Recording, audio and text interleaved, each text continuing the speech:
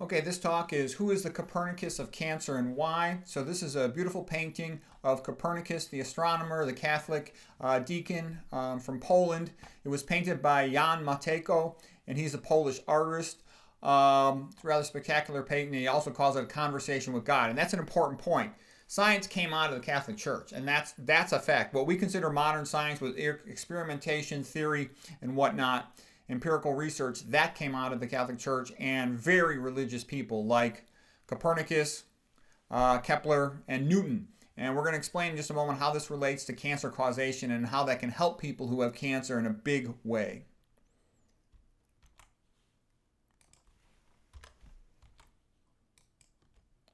Okay, so just a couple quick quotes by Copernicus and Kepler, because I do find this funny, because the Enlightenment tried to steal credit for science and give it and say atheism ran science, and that's a joke. Look at atheistic countries; they stink at science. Look at China. Okay, it's a big crap hole. Look at Russia.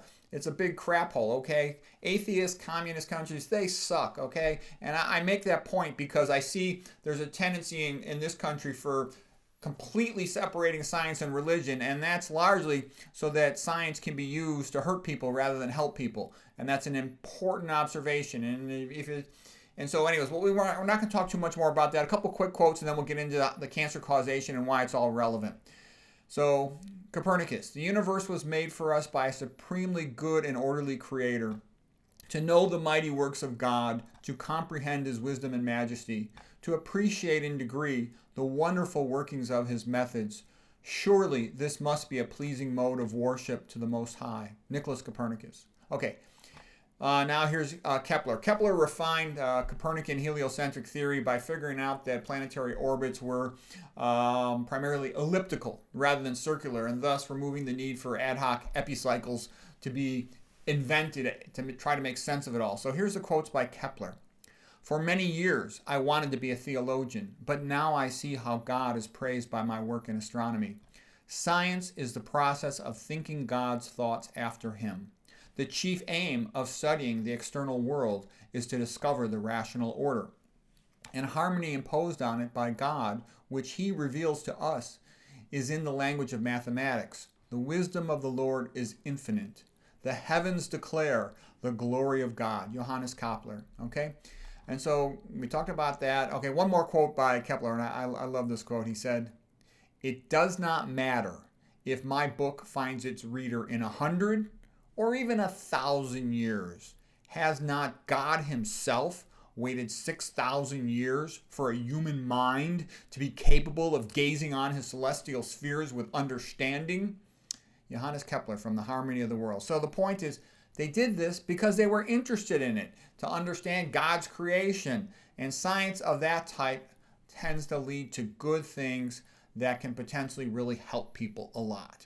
Versus the atheistic science that humans are just talking primates often looks for ways to exploit them. And you'll say, oh, what am I talking about? Look at the modern universities, okay?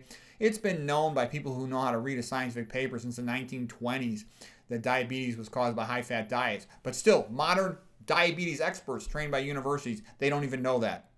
Okay? All right, now let's get to cancer, what this whole talk is really about. The traditional teaching on cancer causation has been the somatic mutation theory, SMT. SMT does not work well. It's led to lots of so-called epicycle-like ad hoc explanations where they try to say, well, because of this, and this. And it assumes that cancer is caused by mutation in a single cell, a monoclonal problem, that mutation is the primary causative event, and that it's primarily a problem in cell replication, and that cells don't normally divide much. But the reality is mutations are primarily a secondary phenomenon, and this is an essential insight to making sense. And that's, the Genome Atlas project helps show that and refute the somatic mutation theory, and there's been other things that help refute that as well. The MTC is the metabolic theory of cancer. There's lots of people who study cancer their whole life and they never learn the metabolic theory, and they can never understand cancer, and it's all this big mystery and hand waving. Okay, metabolic theory of cancer is great for understanding lots of things about cancer, and if you're interested in cancer, you know somebody has cancer, this is what they need to know. This is like knowing diabetes is caused, insulin resistance is caused by eating high fat, okay? And there's a lot of stuff been written about the metabolic theory of cancer. It just hasn't widely been disseminated. All right.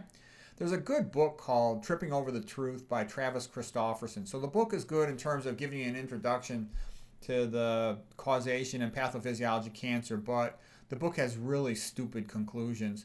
So Travis Christofferson, he does mention Thomas Seyfried, who's like this PhD who promotes the keto paleo diet for cancer, which is absolutely stupid. It's beyond stupid. It's moronic when you start reading about the biochemistry of cancer. It's like what I would consider it about as stupid as you could be. It's the opposite of correct.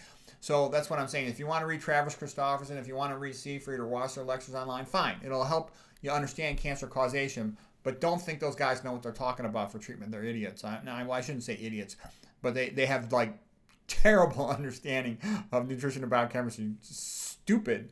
Okay, getting back to metabolic theory of cancer. It posits that metabolic abnormalities can cause cancer and can accelerate cancer growth. And like I said, without the metabolic theory of cancer, you could study cancer your whole life and never make hardly any sense of it at all.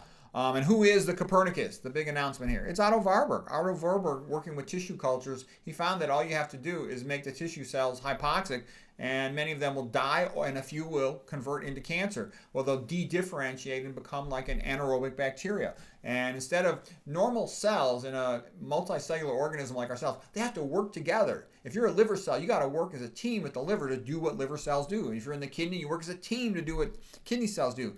When a cancer cell basically is a cell that, hey, I'm not getting enough oxygen, screw this, I'm not playing as part of the team anymore, I'm just out for myself, I'm going to try to grow, and they switch into anaerobic metabolism, and they no longer pay attention to the growth inhibition signals from surrounding cells, and they just proliferate out of control and try to spread somewhere else where they can find more food and oxygen. So understanding that cancer is very much like a de-differentiated bacteria that has become anaerobic enables you to figure out tons of stuff about cancer and to really help patients a lot. So Otto Warburg is the Copernicus of cancer, and it's a big deal because it enables you to understand a tremendously increased amount of cancer as well as treatment options.